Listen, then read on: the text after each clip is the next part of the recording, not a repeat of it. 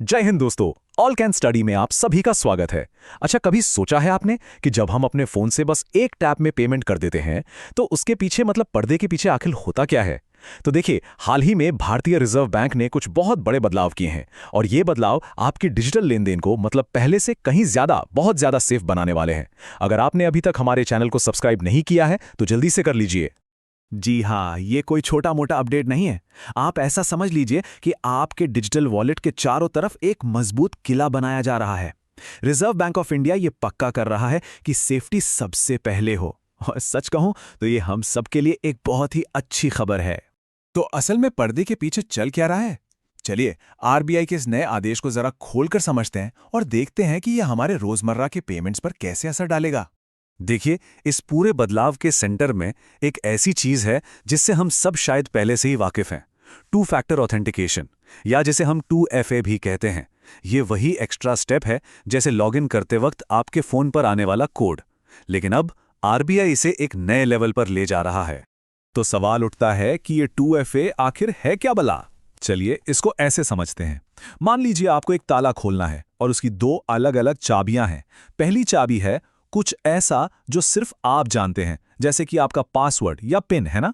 और दूसरी चाबी है कुछ ऐसा जो आपके पास है, जैसे आपका फोन, या फिर कुछ ऐसा जो आप खुद हैं, आपका फिंगरप्रिंट या फेस आईडी।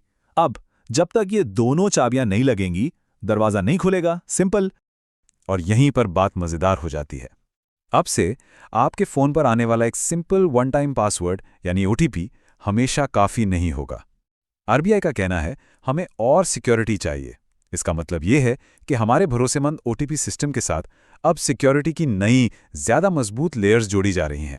तो ये एक्स्ट्रा सिक्योरिटी लेयर दिखेंगी कैसी? हम बात कर रहे हैं बायोमेट्रिक्स की, मतलब ऐसी चीजें जो सिर्फ और सिर्फ आपकी अपनी हैं।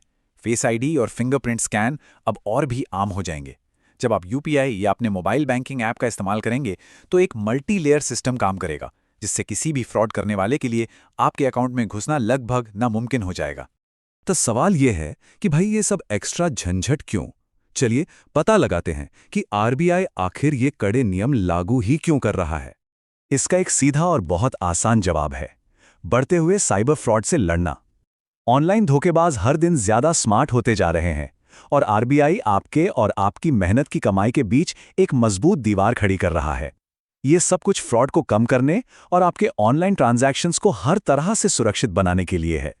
ये जो नए सिक्योरिटी मेजर्स हैं ना, ये खास तौर पर फिशिंग, स्मिशिंग और विशिंग जैसी आम धोखाधड़ी से निपटने के लिए ही बनाए गए हैं। ये वही फ्रॉड वाले ईमेल, टेक्स्ट मैसेज और फोन कॉल होते हैं जो लोगों को झांसे में लेकर उनकी पर्सनल जानकारी निकालने की कोशिश करते हैं। और यहां बड़ी तस्वीर ये है कि जब लोग सेफ महसूस करते हैं तो वे सिस्टम पर ज्यादा भरोसा करते हैं। असली मकसद एक ऐसा डिजिटल पेमेंट का माहौल बनाना है जहां हर कोई पूरे भरोसे के साथ लेन देन कर सके, ये जानते हुए कि उनका पैसा बिल्कुल सुरक्षित है। ठीक है, अब जरा प्रैक्टिकल बात करते हैं। मतलब जब आप अगली बार पेमेंट करने जाएंगे तो आपको असल में कैसा महसूस होगा, क्या बदलाव दिखेगा? जो देखिए, पहले और अब में फर्क क्या है। पहले क्या था, स्टेप्स कम थे लेकिन रिस्क बहुत ज्यादा था।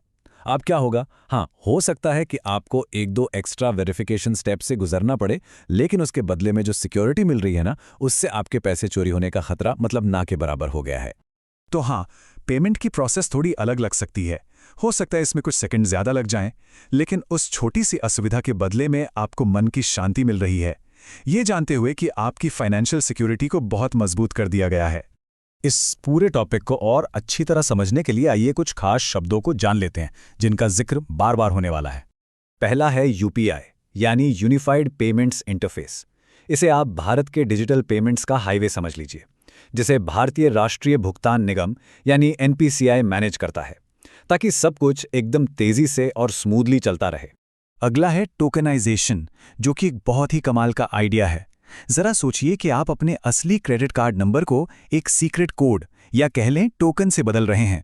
अब अगर कोई हैकर उस टोकन को चुरा भी लेता है तो ये उनके किसी काम का नहीं है, क्योंकि वो आपका असली कार्ड नंबर है ही नहीं। ये आपके डेटा को सेफ रखने का एक बहुत ही पावरफुल तरीका है।